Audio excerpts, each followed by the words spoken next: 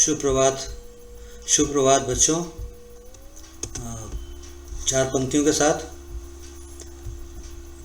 गीत गाने दो मुझे तो वेदना को रोकने को, गीत गाने दो मुझे तो वेदना को रोकने को, चोट खाकर राह चलते होश के भी होश छूटे, चोट खाकर राह चलते होश के भी होश छूटे, हाथ जो पाथेय थे, हाथ जो पाथेय थे, ठग ठाकुरों ने रात लूटे, कंठ रुकता जा रहा है, कंठ रुकता जा रहा है, आ रहा है काल देखो, भर गया है जहर से संसार जैसे, हार खाकर देखते हैं लोग लोगों को, सही परिचय ना पाकर बुझ गई है लौ प्रथा की, जल उठो फिर सींचने को।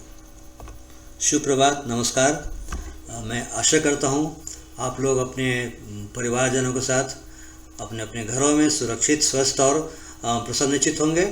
बच्चों, हम लोगों ने इसके पूर्व रस को पढ़ा है। आइए शुरुआत करते हैं काव्यखंड से। जो पाठ है वह है उत्साह और अट नहीं रही है। दो कविताएं हैं निराला जी का। निराला जी का पूरा नाम था पंडित सूर्यकांत त्रिपाठी निराला, पंडित सूर्यकांत त्रिपाठी निराला। निराला उनको उपनाम मिला था, कवि लोगों ने दिया था, विद्वानों ने। मैंने जहाँ तक पढ़ा है महादेवी वर्मा ने उनको, पंत जी ने, सुमित्रानंद पंत जी ने उन्हें निराला का उपनाम दिया था। तब से वे पंडित सूर्यकांत त्रिपाठी निराला हो गए। ये निराला जी हैं, आप देख सकते हैं। आइए हम इनका कवि परिचय जानते हैं। बच्चों, ये ज़रूरी है, मैं ज़रूरी समझता हूँ कि किसी भी कवि की कविता को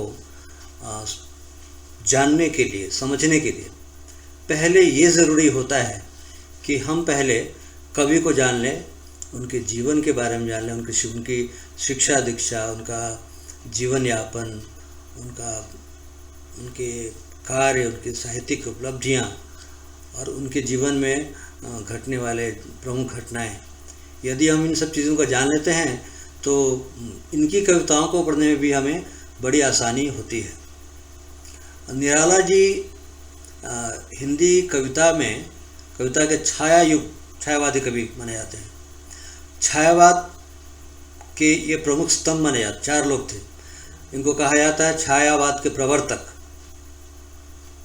पंडित सूर्यकांत त्रिपाठी निराला जी को। तो वास्तव में छायावादी कवि चार प्रमुख थे। पंत, प्रसाद, महादेवी व पांच थे, गलती हो गई। छायावाद के पांच कवि माने जाते हैं। पांच कवि पंत, प्रसाद, महादेवी, निराला और बच्चन। पंत हो गए सुमित्रानंदन पंत, प्रसाद हो गए जयशंकर प्रसाद, महादेवी हो गए महादेवी वर्मा, निराला हो गए स्वयं पंडित सूर्यकांत त्रिपाठी निराला, और बच्चन हो गए डॉक्टर हरिवंश राय बच्चन। तो ये पांचों छायावाद के प्रवर्तक माने जाते हैं, प्रमुख स्तंभ माने जाते हैं छायावाद के। तो वे जयशंकर प्रसाद, सुमित्रानंदन पंत और महादेवी वर्मा के साथ साहित्य में छायावाद के प्रमुख स्तंभ माने जाते हैं। निराला जी, उन्होंने कहानियाँ, उपन्यास और निबंध भी लिखे हैं, किंतु उनकी ख्याति विशेष रूप से कविता के कारण ही है। वास्तव में एक कवि के रूप में ही ये बहुत प्रसिद्ध हुए, इन्हें दुनिया ने स्वीकार किया एक कवि के रूप में। आइए उनके जीवन के बाकी चीज़ों को देखते हैं आगे। इनका जीवन परिचय देखते हैं। सूर्यकांत, ध्यान रखेंगे बच्चों कि ये जो जीवन परिचय मैं दे रहा हूँ ये आपके पुस्तक में नहीं, आपके पुस्तक में जो उसको ज़रूर पढ़िए, वो संक्षिप्त में है। मैं चाह रहा हूँ कि छायावादी कवियों के बारे में आप अधिक से अधिक जानकारी रखें, इसलिए मैंने कुछ चीज़ों को संग्रह किया और संग्रह करके आपके लिए मैंने तैयार किया है ये पावर पॉइंट प्रेजेंटेशन। इसमें एक एक स्लाइड में मैंने कोशिश किया है कि निराला जी की अधिकतर बातों की चर्चा मैं कर लूँ आपके साथ। ये मेरे लिए आपके लिए बेहतर होगा। तो सूर्यकांत त्रिपाठी निराला का जन्म बंगाल की महिषादल रियासत जो जिला मेदिनीपुर में है, वहाँ माघ शुक्ल 11 संवत 1955 तदनुसार 21 फरवरी सन 1899 में हुआ था। वसंत पंचमी पर उनका जन्मदिन मनाने की परंपरा 1930 में प्रारंभ हुई। चूँकि वसंत में इनका जन्म हुआ था, तो उनका जन्मदिन वसंत पंचमी के दिन ही, जिस दिन सरस्वती पूजा होती है, उस दिन इनका जन्मदिन लोगों ने मनाना शुरू किया। उनका जन्म मंगलवार को हुआ था। जन्म कुंडली बनाने वाले पंडित के कहने से उनका नाम सरजू कुमार रखा गया। उनके पिता पंडित राम सहाय तिवारी, जो उन्नाव के थे और महिषादल में सिपाही की नौकरी करते थे, वे मूल रूप से उत्तर प्रदेश के उन्नाव जिले के गढ़कोला नामक गांव के निवासी थे। आगे देखते हैं। निराला की शिक्षा यहीं बंगाली माध्यम से शुरू हुई, क्योंकि वहाँ कोलकाता में थे तो वहाँ बंगाली माध्यम से शुरू हुई। हाई स्कूल मतलब उस समय हाई स्कूल क्लास 8 तक हो, 8वीं कक्षा तक। 8वीं में एक बोर्ड हुआ करता था, फिर 10वीं में एक बोर्ड हुआ करता था।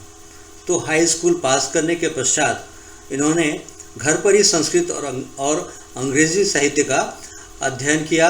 हाई स्कूल करने के पश्चात वे लखनऊ और उसके बाद गढ़कोला, जो उन्नाव में है, वहाँ आ गए। प्रारंभ से ही रामचरितमानस उन्हें बहुत प्रिय था और वे रामचरितमानस के पदों को हमेशा गाया भी करते थे। मैं आपको बता दूं कि बड़े अच्छे संगीतकार थे, संगीत प्रेमी थे और पक्के सुर में गाया करते थे। वे हिंदी, बांग्ला, अंग्रेजी और संस्कृत भाषा में निपुण थे। वे श्री रामकृष्ण परमहंस, स्वामी विवेकानंद और श्री रविंद्रनाथ टैगोर के जीवन से उनसे विशेष रूप से प्रभावित थे। निराला स्वच्छंद प्रकृति के, स्वच्छंद मीन्स खुले रूप में, उदार, स्वच्छंद प्रकृति के थे और स्कूल में पढ़ने से अधिक उनकी रुचि घूमने, खेलने, तैरने और कुश्ती लड़ने इत्यादि में थी। संगीत में उनकी विशेष रुचि थी, जैसा कि मैंने आपको बताया। अध्ययन में उनका विशेष मन नहीं लगता था। 15 वर्ष की अल्पायु में ही निराला का विवाह मनोहरा देवी से हो गया। चूँकि उस समय उस उम्र में शादी ब्याह हो जाया करता था, तो ये आश्चर्य की बात नहीं है। उस ज़माने में लोग 15-16 वर्ष में शादी विवाह हो जाता था। तो 15 वर्ष की अल्पायु में निराला का विवाह मनोहरा देवी से हो गया। रायबरेली ज़िले में डलमऊ के पंडित रामदयाल की पुत्री मनोहरा देवी सुंदर और शिक्षित थी। उनको संगीत का अभ्यास भी था, निराला जी को भी था। पत्नी की जोर देने पर ही उन्होंने हिंदी सीखी। इसका अर्थ ये नहीं कि हिंदी नहीं जानते थे। हिंदी कविता में, हिंदी काव्य लेखन में इनकी रुचि जगी पत्नी की प्रेरणा से। इसके बाद अतिशीघ्र ही उन्हें बांग्ला के बजाय हिंदी में कविता लिखना उन्होंने शुरू कर दिया। बचपन के नैराश्य और एकाकी जीवन ही जीते आए थे। बचपन से सुख ज़्यादा दिनों तक टिका नहीं इनके जीवन में और उनकी पत्नी की मृत्यु उनकी 20 वर्ष की अवस्था में ही हो गई। आप सोचिए कि 20 वर्ष में जब हम युवा होते हैं, उस समय उनकी पत्नी का निधन हो गया। बाद में उनकी पुत्री, जो बाद में विधवा हो गई थी, उसकी भी मृत्यु हो गई। उनकी एक ही बच्ची थी जिसका नाम सरोज था। उसके बारे में इन्होंने कविता लिखा, सरोज स्मृति। इतनी मोटी कविता है, एक कविता है, लगभग 20-25 पन्नों का है। तो उसी की याद में उन्होंने लिखा था सरोज स्मृति। उनकी बेटी का नाम सरोज था, जिसकी उनकी भी मृत्यु हो गई। वे आर्थिक विषमताओं से भी घिरे रहे, आर्थिक रूप से हमेशा तंग रहते थे। ऐसे समय में उन्होंने विभिन्न प्रकाशकों के साथ प्रूफ रीडर के रूप में भी काम किया। दरअसल होता क्या है कि जीवन में के संघर्ष में अगर बुरा वक्त रहे तो बुरे वक्त में भी हम कुछ ना कुछ करके कुछ उपार्जन करते हैं और जीवन यापन कर लेते हैं, जैसा कि निराला जी ने किया। उन्होंने समन्वय नामक पत्रिका का संपादन किया।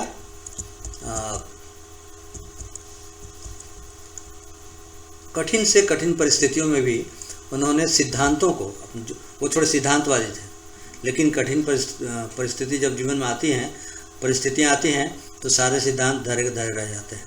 इनको भी त्यागना पड़ा। त्याग कर समझौते का रास्ता नहीं अपनाया। इन्होंने समझौता नहीं किया, संघर्ष का साहस नहीं गंवाया।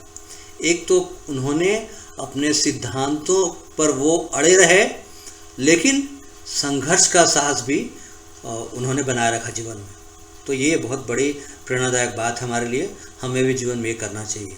जीवन का उत्तरार्ध में जीवन का दूसरा पक्ष इलाहाबाद में बीता। वहीं दारागंज मोहल्ले में स्थित राय साहब के विशाल कोठी के ठीक पीछे बने कमरे में 15 अक्टूबर 1961 को 15 अक्टूबर 1961 15 अक्टूबर 1961 को उन्होंने अपनी इह लीला समाप्त की, अर्थात उनकी मृत्यु हो गई, उनका देहांत हो गया। उनकी साहित्यिक उपलब्धियों के बारे में हम लोग अब जानते हैं। निराला जी ने 1920 ईस्वी के आसपास से लेखन कार्य आरंभ किया। उनकी पहली रचना जन्मभूमि पर लिखा गया गीत था। लंबे समय तक निराला जी की प्रथम रचना के रूप में प्रसिद्ध जूही की कली उन्होंने लिखा था, शीर्षक कविता जिसका रचना काल निराला ने स्वयं 1916 में बतलाया था। अभी जो कविता मैंने शुरुआत में पढ़ा था, कविता की पंक्तियाँ, वो निराला जी की ही कविता का एक अंश था। ठीक है, जो शुरुआत मैंने पढ़ा था, ध्यान रखिए, वो मेरी कविता नहीं थी, निराला जी की कविता थी।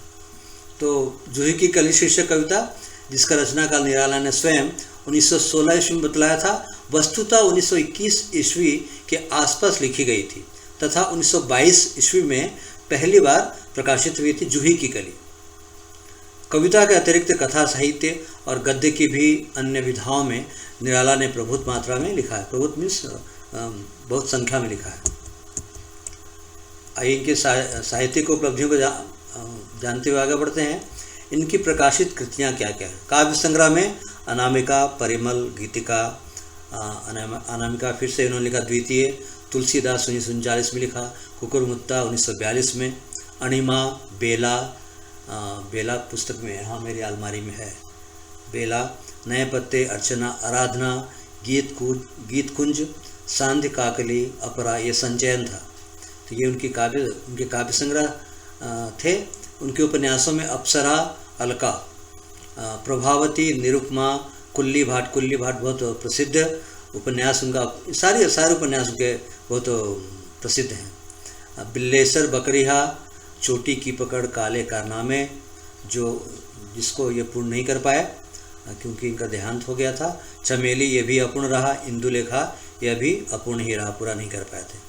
कहानी संग्रह में लिली, सखी, सुकुल की बीवी, ये आप लोगों ने 7वीं 8वीं कक्षा में पढ़ा होगा, सुकुल की बीवी को। चतुरी चमार, सखी संग्रह का ही नए नाम से पुनर्प्रकाशन, देवी पूर्व प्रकाशित संग्रहों से संचयन था। एकमात्र नई कहानी जानकी। आगे है निबंध और आलोचना। रविंद्र कविता कानन, ये निबंध था और इन्होंने आलोचना लिखा था। जब कक्षा खुलेगी तब मैं आलोचना वगैरह बताऊंगा क्या होते हैं। तो रविंद्र कविता कानन, प्रबंध पद्म, प्रबंध प्रतिमा, चाबुक, चयन, संग्रह, ये सब इनके निबंध और आलोचनाएं हैं। रामचरितमानस है, विनय भाग, खड़ी बोली हिंदी में इन्होंने पद्य अनुवाद किया था रामचरितमानस का, ये भी बहुत बड़ी उपलब्धि है। आनंद मठ, जो बंकिम चंद्र चटर्जी की लिखा हुआ उपन्यास है, उसको उन्होंने बांग्ला से हिंदी में गद्य में अनुवाद किया। फिर विश्व वृक्ष, कृष्णकांत का वसीयतनामा, कपाल कुंडला जो बहुत प्रसिद्ध हुई, दुर्गेश नंदिनी, राज सिंह, राजा रानी, देवी चौधरानी, युगला युगलीय, चंद्रशेखर, रजनी, रामकृष्ण वचनामृत 3 खंडों में था ये, परिव्राजक, ये सब उनके निबंध, आलोचना और उनके साहित्यिक उपलब्धियां थी। भारत में विवेकानंद राजयोग अंशानुवाद का अर्थ था उसके अंशों का अनुवाद किया उन्होंने। फिर रचनावली जो थी, निराला रचनावली के नाम से 8 खंडों में पूर्व प्रकाशित एवं अप्रकाशित संपूर्ण रचनाओं का सुनियोजित ढंग से प्रकाशन किया। प्रथम संस्करण 1983 में हुआ था। इस तरह से हम देखते हैं कि निराला की साहित्यिक उपलब्धियाँ। आपके पुस्तक में निराला जी का 2 काव्य है। दोनों काव्यों में एक है उत्साह, दूसरा है अट नहीं रही है। मैं अगली कक्षा में आपको उत्साह और अट नहीं, क्योंकि दोनों छोटी छोटी कविताएं हैं, लेकिन हैं बहुत ही, उनकी मारक क्षमता बहुत अधिक है, बहुत धारा प्रवाह, बहुत ही ओजस्वी ओज गुण आपको मिलेगा उस कविता में। अट नहीं, उत्साह में आप पाएंगे कि रस का, वीर रस का बहुत सुंदर वर्णन उन्होंने उत्साह में किया है। फिर फसल अट नहीं रही है, वह भी एक सौंदर्य उसमें है, काव्य सौंदर्य है, गांव का सौंदर्य है, सौंदर्य जो है वो समा नहीं रही थी, इतना सुंदर था उनका गांव, जिस गांव की वो चर्चा करते हैं। तो इन दोनों कविताओं को हम लोग अगली कक्षा में पढ़ेंगे, जानेंगे, समझेंगे। आप अपनी पुस्तक से कवि परिचय अपने कॉपी में लिख लीजिएगा। और गृह कार्य में मैं बस एक ही बात कहूँगा कि कवि परिचय आपको लिख लेना है। आप अपने पुस्तक से, क्षितिज से उसको लिख लीजिएगा। और आज की कक्षा बच्चों मैं यहीं समाप्त करूँगा। इसके पूर्व मैं एक बात कह दूँ कि हम लोग अभी मैं एक प्रोजेक्ट करने जा रहा हूँ, उस पर 10वीं कक्षा के बच्चे हैं, तीनों सेक्शन के, तीनों जो कक्षा हैं A, B, C, तीनों कक्षा का बच्चे होंगे उसमें। और मैं कोशिश करूँगा अधिक से अधिक लोगों को उसमें शामिल करने की। एक प्रोजेक्ट हम लोग करेंगे, एक उसको कर सकते हैं परियोजना कार्य, लेकिन मैं मार्क्स जो अंक हैं सबको दिए जाएंगे। चलिए बच्चों, आज हम लोग यहीं पाठ का, आज की कक्षा का अंत करें। आप स्वस्थ रहें, कुशल पूर्वक रहें, घर में खुश रहें, पढ़ते लिखते रहें। धन्यवाद बच्चों।